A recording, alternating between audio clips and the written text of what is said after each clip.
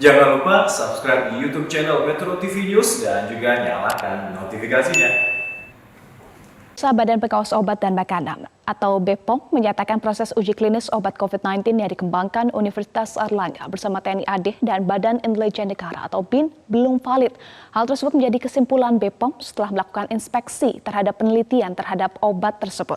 Hal tersebut disampaikan oleh Kepala BPOM Penny Lukito dalam jumpa persnya. Penny menyatakan BPOM telah melakukan inspeksi terhadap proses uji klinis obat COVID-19 yang dikembangkan UNAIR, TNI AD, dan BIN pada 28 Juli 2020 setelah proses uji klinis dimulai pada 3 Juli. Dari hasil inspeksi itu muncul temuan kritis berupa tidak terpenuhinya unsur randomisasi atau pengacakan subjek uji klinis. Proses uji klinis ternyata juga melibatkan orang tanpa gejala atau OTG. Padahal sesuai dengan protokol uji klinis, OTG tidak perlu diberikan obat. Hasil uji klinis obat COVID-19 itu juga belum menunjukkan adanya perbedaan signifikan dengan terapi COVID-19 lainnya. Sehingga hasil penilaian terhadap inspeksi tersebut belum dinyatakan valid.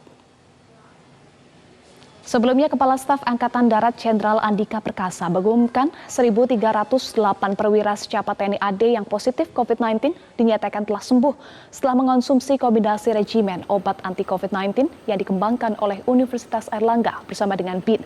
UNAIR sendiri telah mengklaim telah menguji obat tersebut terhadap 700 pasien, bahkan disebut telah memenuhi persyaratan dari BPOM.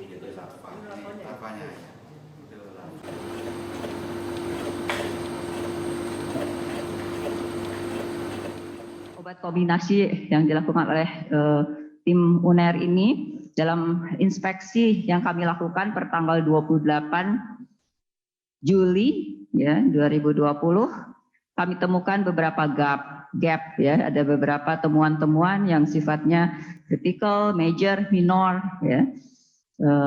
Temuan kritikal terutama dampaknya adalah terhadap validitas dari proses uji klinik itu tersebut ya, dan juga validitas dari hasil yang nanti akan didapatkan ya. Kalau suatu research itu kan harus dilakukan secara acak sehingga betul-betul merepresentasikan populasi dari di mana nanti obat tersebut akan diberikan. Jadi merepresentasikan masyarakat Indonesia ya. Jadi dari pasien sebagai subjek yang dipilih itu masih menunjukkan belum merepresentasikan randomization sesuai dengan protokol yang ada ya, dikaitkan dengan misalnya variasi dari apa istilahnya demografi dari ya, derajat kesakitan ya, derajat keparahan, tapi subjek yang diintervensi dengan obat uji ini tidak merepresentasikan keberagaman tersebut karena itu bagian dari randomization ya. Acaknya itu yang merepresentasikan validitas dari suatu research.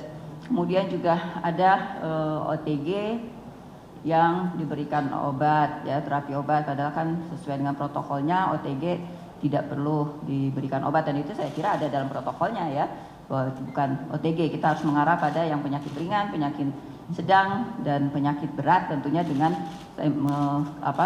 keterpilihan masing-masing ya, representasi dari masing-masing harus ada. Jadi aspek itu menyangkut aspek validitas ya. Kemudian juga hasilnya belum menunjukkan adanya perbedaan yang sangat signifikan. Oke. Kami kan memberikan hasil penilaian ya, hasil penilaian dalam inspeksi kami itu tanggal 28. Dari mulai situ belum ada respon kan, belum ada respon perbaikan dari tim peneliti.